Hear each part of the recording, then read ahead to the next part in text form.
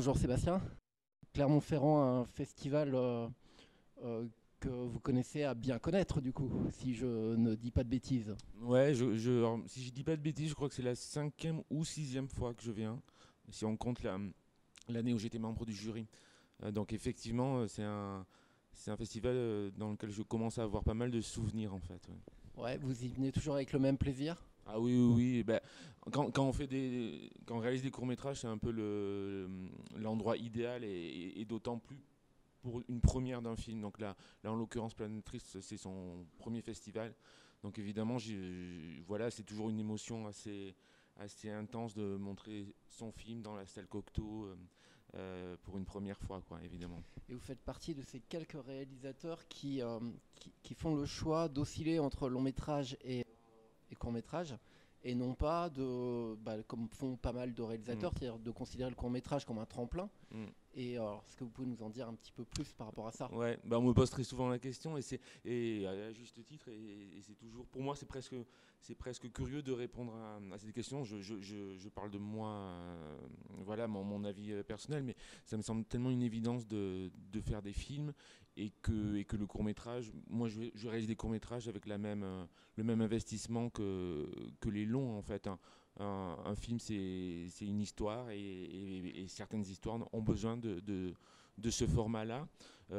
Donc moi, je sais pas, ça me paraît absolument naturel. Je pense qu'il y a, il y a des, il y a des, il y a des époques dans l'histoire du cinéma où ça se faisait beaucoup plus facilement en fait,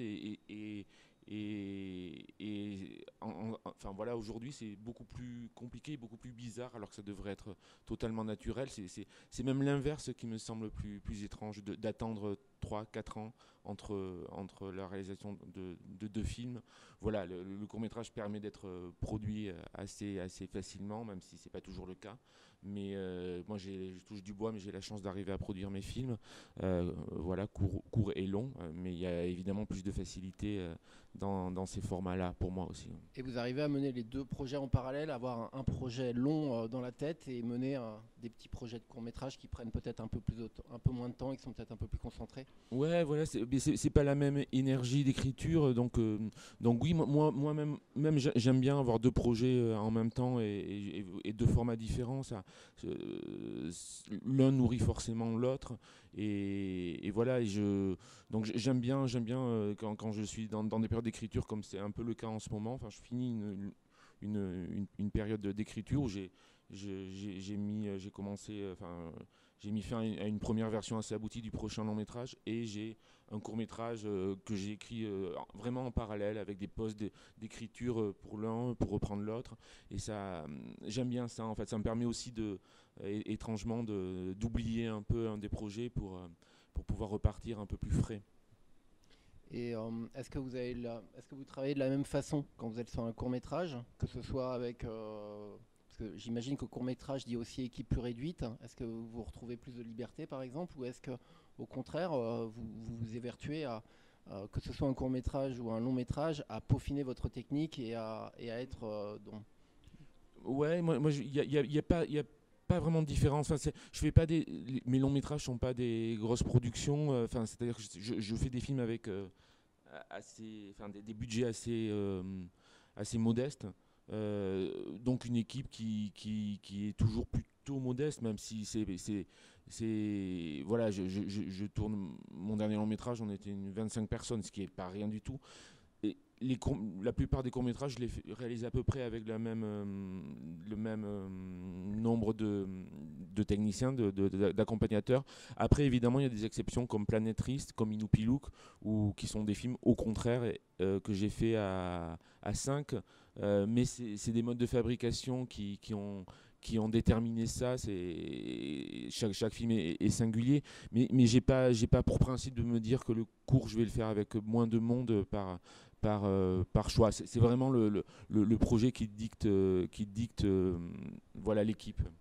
On va parler un petit peu de Planète Triste et je vais poser une question inhabituelle, en tout cas dans l'ordre. Mm, On va parler direct de la musique parce que je me souviens que vous m'aviez dit que la musique avait quelque chose de très mm, important et souvent même était au départ de vos films. Donc mm, finalement, c'est un peu comme ça que je renverse la question. ouais. Est-ce que la musique Planète Triste qu'on entend à la fin du court métrage était le point de départ du film. Non, merci, ça me fait plaisir de parler de la musique sur ce cours parce qu'elle me semble assez essentielle et déterminante.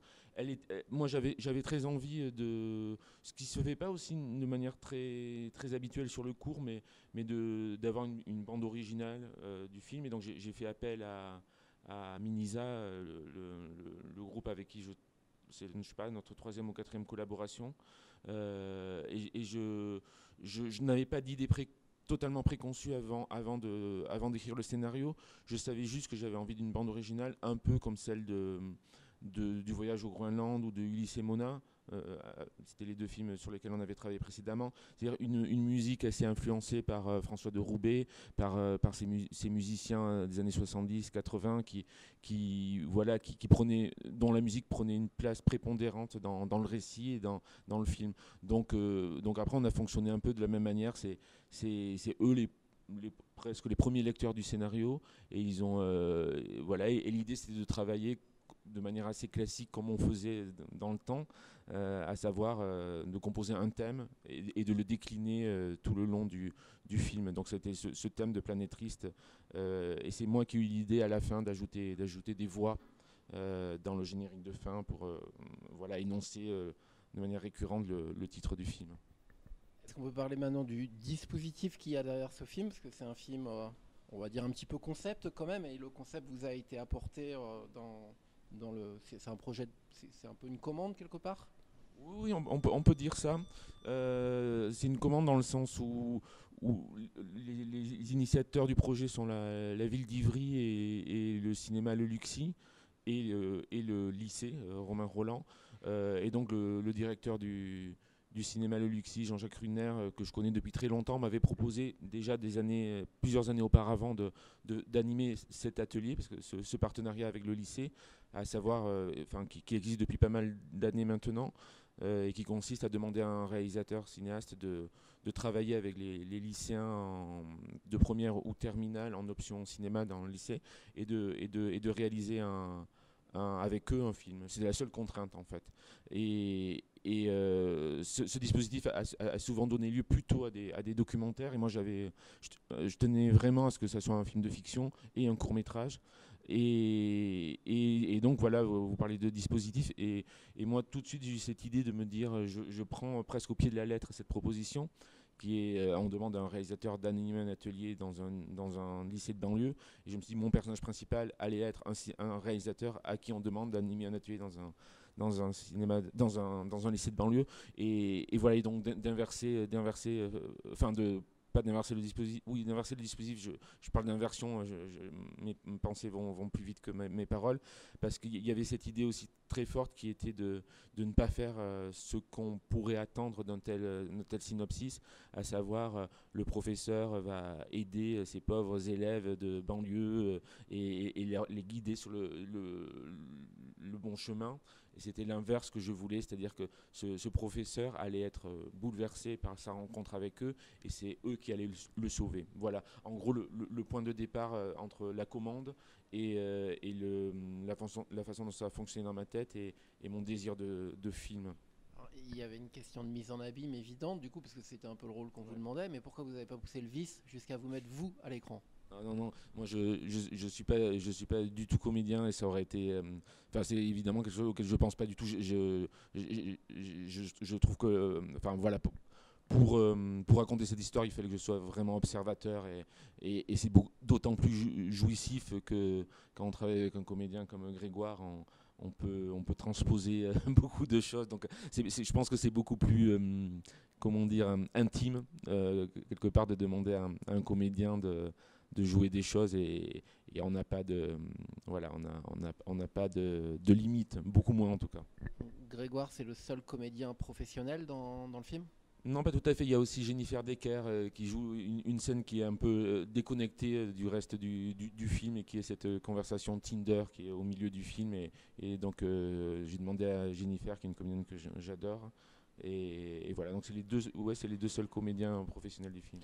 Et Grégoire, du coup, c'est un peu votre double, votre alter ego fictif au moins. On va pas forcément parler de nature biographique, Mais sur quels critères vous l'avez retenu? Est-ce que dès le départ vous saviez que c'était lui ou est-ce que vous avez fait un casting? Non, non, j'ai tout de suite pensé à lui en fait. Grégoire, on s'était rencontrés sur Debout sur la montagne, mon précédent long métrage, et il avait un petit rôle récurrent, il jouait un chauffeur de taxi un peu bavard. Voilà, mais c'était deux courtes séquences, assez dialoguées pour le coup, mais assez frustrantes aussi dans notre travail parce qu'on n'avait pas pu pousser. Voilà, c'était un trop petit rôle pour pousser vraiment loin notre collaboration. Et donc j'avais très envie de retravailler avec lui et j'ai pensé assez à lui automatiquement parce que c'est un comédien que j'adore qui a c'est un vrai comédien de comédie, je trouve, et avec aussi quelque chose de très intérieur où on sent qu'il y a quelque chose qui peut éclater. Et voilà, et c'était très propice au personnage de Rémi. Ouais. On retrouve quelque chose qu'on voit souvent dans vos films. Alors, je vais dire anti-héros, mais je pense que vous préférez parler de personnages qui a des défauts. Oui, oui, oui. Anti-héros, oui, c'est une expression qui. Que j'ai jamais vraiment très bien compris en fait parce que on est voilà la notion d'héroïsme est tellement subjective que pour moi je pense que la plupart des gens qui sont considérés comme des anti-héros sont simplement des héros, enfin sont mes héros, oui c'est quelqu'un qui effectivement en tout cas qui a un problème enfin, il se débrouille avec son quotidien, avec sa vie. C'est la première séquence du film qui est très importante pour moi, qui est le moment sur lequel défile le générique, c'est lui qui part de son appartement et qui est victime de TOC et qui n'arrive pas à partir sans avoir vérifié 3 fois que sa fenêtre était fermée, que l'eau ne coulait pas du robinet. Et c'était très important de commencer le film de cette manière-là pour montrer que, voilà, je pense que ce film dit beaucoup sur le personnage et sur ses tourments et ses tracas. Voilà, donc oui, c'est un personnage qui lutte, voilà, qui lutte. Et à partir du moment où on met en scène un personnage qui lutte, ça devient assez passionnant de le confronter, en l'occurrence à ces lycéens, voilà, et de presque d'observer ce qui va se passer de cette rencontre. Dans le film, il y a le film dans le film, enfin où il y a les films dans les films. Il y en a deux. Il y a le film d'auteur, parce que votre Rémi se présente comme un documentariste d'auteur, si je dis pas de bêtises, ou un cinéaste d'auteur. Un réalisateur, ouais. Voilà, réalisateur d'auteur. Et puis il y a la dimension aussi amateur, le cinéma amateur, c'est-à-dire ce professeur qui va créer un film. Et vous vous amusez un petit peu des deux. Qu'est-ce que vous pouvez nous dire sur le plaisir que vous avez pris à... Ouais, alors c'est vrai que c'était très, très jouissif pour moi de pouvoir rire de ça en fait, c'est très compliqué de montrer un film dans un film. Alors je commence à l'envers. Le deuxième fait avec les lycéens était presque plus facile parce que il y a des espèces de clichés, de stéréotypes quand on pense aux films d'atelier, et il y a souvent la thématique de la science-fiction qui revient. Donc ça, je voulais très vite que ça soit un film de science-fiction, et donc je me suis amusé à faire entrer en collision la science-fiction avec le film d'auteur. Le Gloubi-Boulga, quoi. Pardon ? Le Gloubi-Boulga. Oui, voilà, exactement. Donc ça, c'était très jouissif. Et après, pour moi, il était assez important que le prof, lors de la première rencontre avec les lycéens, montre un de ces films. Et donc là, je me suis vraiment amusé à accentuer le cliché du film d'auteur. Voilà, j'ai pas eu beaucoup à me creuser la tête, mais voilà, le noir et blanc, le grain, Chopin et comment dire, et le réalisateur qui s'autofilme. Voilà. Donc c'était, voilà, on voit très peu de ce film, et qui s'appelle, en plus, je me suis aussi amusé à trouver un titre très signifiant qui s'appelle Néant. Donc voilà, donc on voit quelques images de Néant dans le film, qui est un film qui n'existera jamais, et heureusement. Donc, est-ce que on va parler un petit peu des acteurs amateurs du coup, c'était compliqué de travailler avec eux ou pas?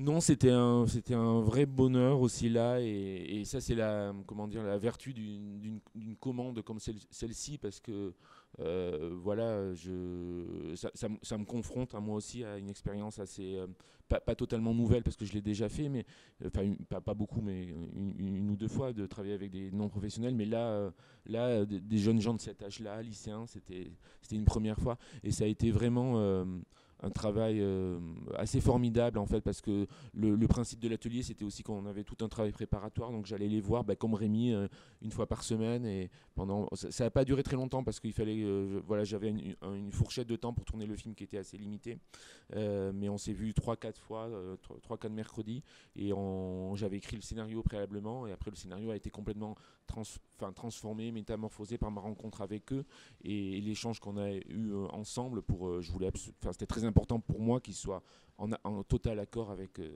les personnages qu'ils allaient incarner et les mots que je mettais dans leur bouche. Donc ça a été vraiment, ils m'ont complètement épaté. Je leur ai montré pas mal d'extraits de films qui comptaient pour moi, en particulier beaucoup de films des extraits parce qu'on n'avait pas beaucoup de temps, mais de teen movie ou de cinéma américain indépendant, en l'occurrence un film que j'adore qui s'appelle Breakfast Club.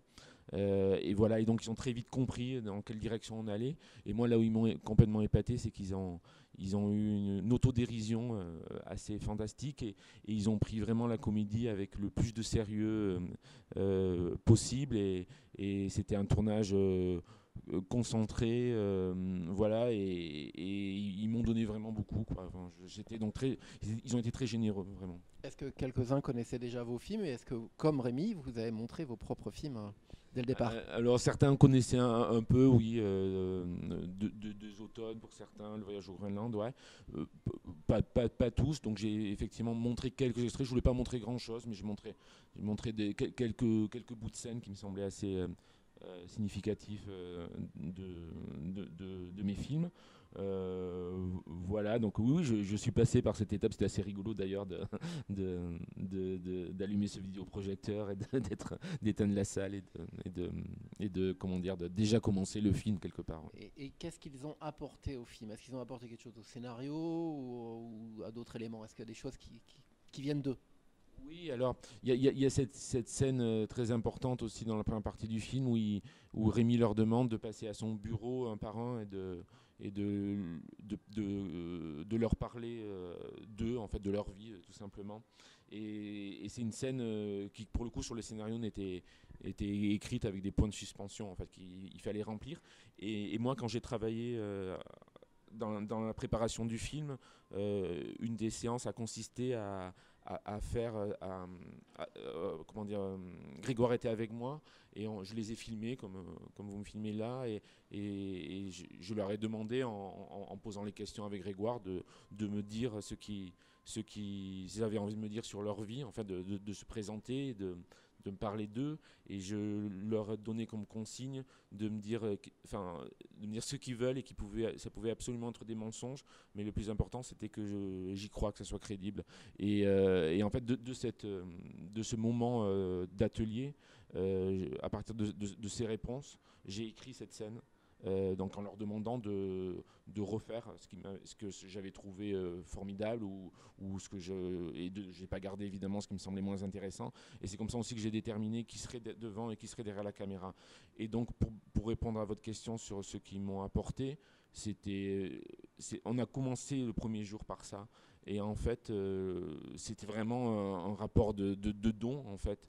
Et à partir du moment où cette scène a existé, a été tourné, presque le plus dur était fait dans notre relation. C'est-à-dire qu'il pouvait jouer le film, il pouvait jouer dans cette histoire, et voilà, c'est ce qui s'est passé. Voilà, je pense que c'était très important qu'on apprenne à se connaître avant le premier jour de tournage. Le travail préparatoire a servi à ça, et quand je dis on, c'était aussi l'équipe, le chef opérateur qui est venu plusieurs fois, Grégoire qui est venu plusieurs fois, donc voilà, donc ils m'ont évidemment beaucoup apporté. Moi, j'ai réécrit des dialogues, des bouts de séquences après comment dire, ce moment d'enregistrement vidéo. Et vous avez tourné pendant le confinement, c'est ça? Alors c'était le couvre-feu en fait, c'était l'époque du couvre-feu et de l'école à 50% là, en distanciel. Pas trop compliqué? Euh, c'était pas non c'était assez comment dire même j'allais dire joyeux, c'est dur de dire ça, mais en fait on était tellement pour eux c'était très dur, ils s'étaient pas vus depuis pas mal de semaines, enfin ils vivaient plus de choses collectivement, et en fait nous on se retrouvait dans ce lycée vide et on créait quelque chose, on fabriquait un film ensemble, et il y avait quelque chose voilà presque d'un moment de résistance en fait à l'amorosité ambiante. Donc c'était presque au contraire un moment heureux quoi. C'est très ludique en fait de se retrouver dans ce lycée vide et de pouvoir fabriquer ce film. Je vous pose deux petites questions parce que je sais que vous êtes pressé après. Euh, quel est ce court métrage? Est-ce qu'il va être présenté ailleurs qu'à Clermont-Ferrand? Et puis je vous poserai aussi bien naturellement vos projets long métrages à venir. Alors, c'est le premier festival voilà, où on montre le film. Donc maintenant, on va essayer de le faire vivre dans d'autres festivals. Donc j'espère évidemment qu'il va avoir une longue vie. Enfin, moi, voilà, c'est très bateau, mais j'aime profondément ce film et je désire vraiment l'accompagner. Voilà. Et mes projets, alors je suis en train de finaliser, de finir la post-production de mon prochain long métrage qui s'appellera Les Braves et où je reprends les personnages de Jusqu'à l'os, qui était mon précédent court métrage. Donc ça c'est une comédie voilà, qui est assez où j'ai vraiment poussé les limites de la comédie, un peu comme pour moi en fait, hein, dans mon humble travail, mais comme rarement en fait. Donc j'espère que que ça marchera et que les gens riront de ce film-là, mais j'ai hâte de le montrer et voilà, de commencer à le présenter. Et voilà, et par ailleurs, je suis en fin d'écriture du prochain long métrage, qui ne sera pas du tout une comédie pour le coup. J'ai également fini l'écriture d'un autre court métrage que j'espère tourner cet été. Voilà. Eh ben, merci beaucoup Sébastien. Merci à vous.